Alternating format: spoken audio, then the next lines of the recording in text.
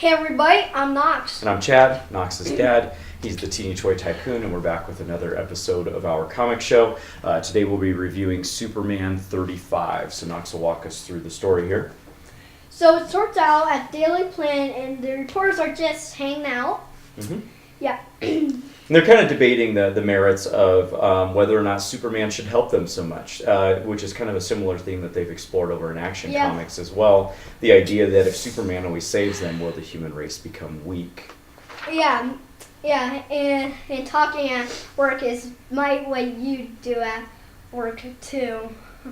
Yeah.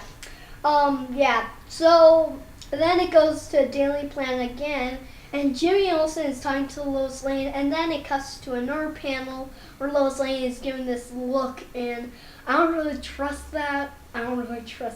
Yeah, she's planning to go take Jimmy over to the parents of Neil Quinn, also known as Ulysses. Yeah, and and then it cuts to Superman and Ulysses, and why is Ulysses upset? Because he doesn't like there's so many weapons on the planet. Oh, that's not yet. At this point, he's upset because he thinks he killed someone. Oh, yeah, he's upset because he thinks he killed someone. Right, and the guy happened to have turned out to have already been taken by the machinist, but Clark, proceeds to lecture him a little bit about controlling his powers. Yeah, and then they're finding out how the guy in the machinist costume was already dead, but he was alive. Right. Yeah, so they're finding out that, and Ulysses uses little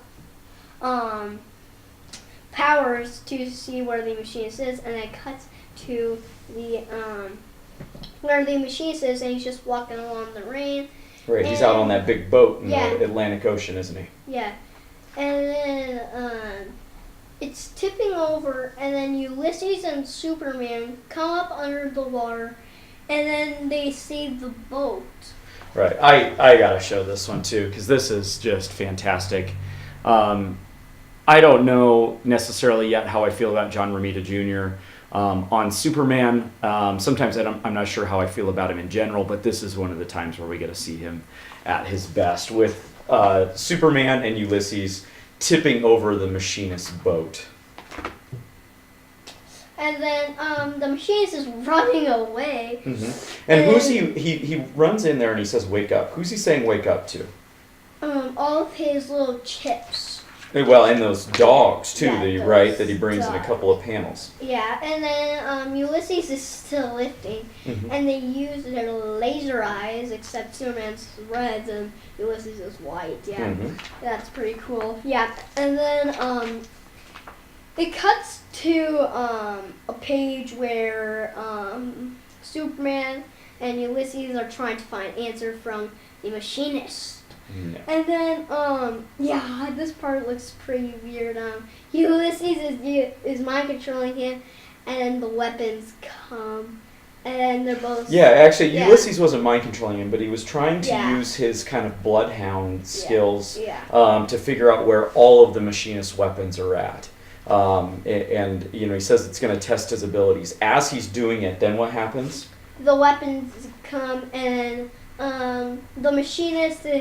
And Ulysses is just like, ah! And she is just like, ah! Right, yeah, so we find out that, Ulysses as well as Clark it seems to be bulletproof because he certainly got fired upon by the machinist's men.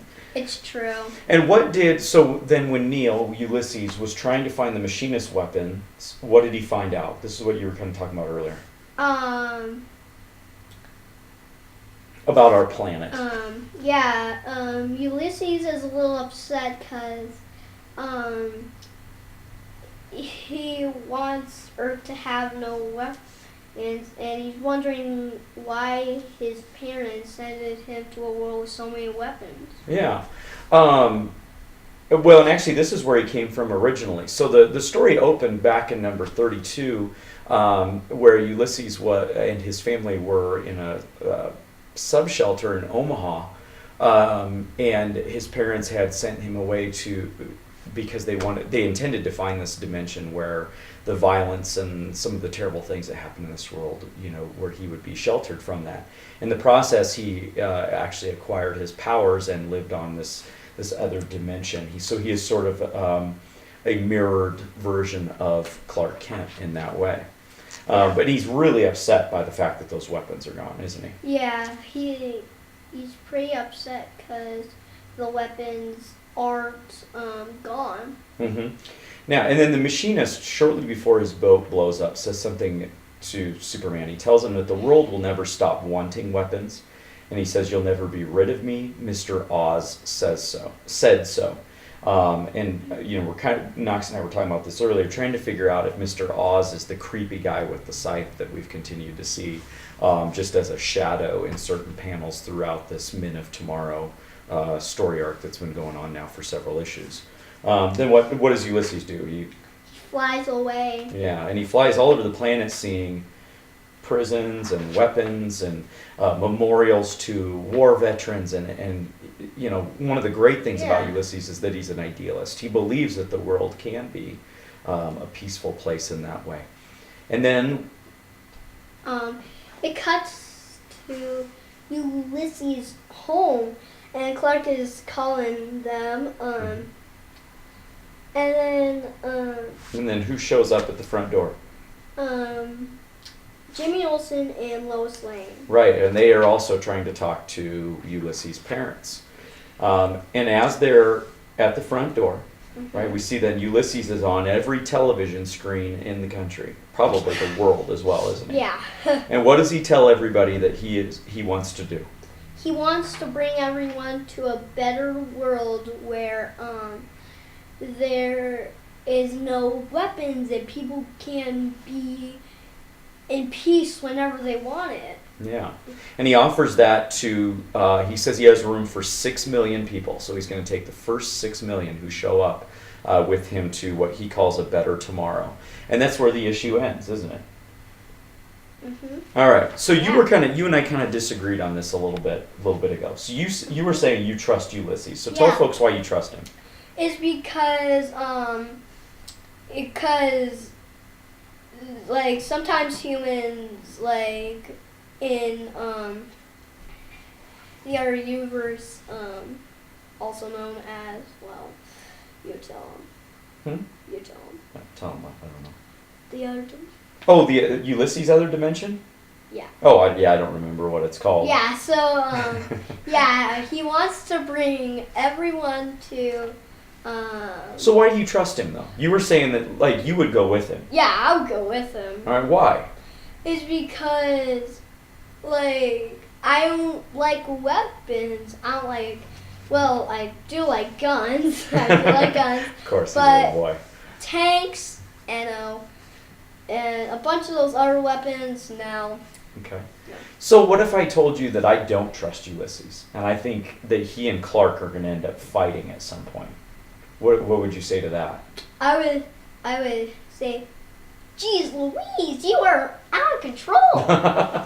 Because here's what kind of bugs me is that Superman's already an idealist. He already wants things to be perfect, and he believes in people, doesn't he? Yeah. Right. And so if we take a guy who's even more idealistic than Superman, wants things to be perfect even more than him, that almost seems kind of off balance. And we've seen so many scenes throughout this story where he's watching Clark sleep, showing up at work unannounced, flying off, then coming back and doing crazy things. I think Neil is out of his mind. I think he's crazy.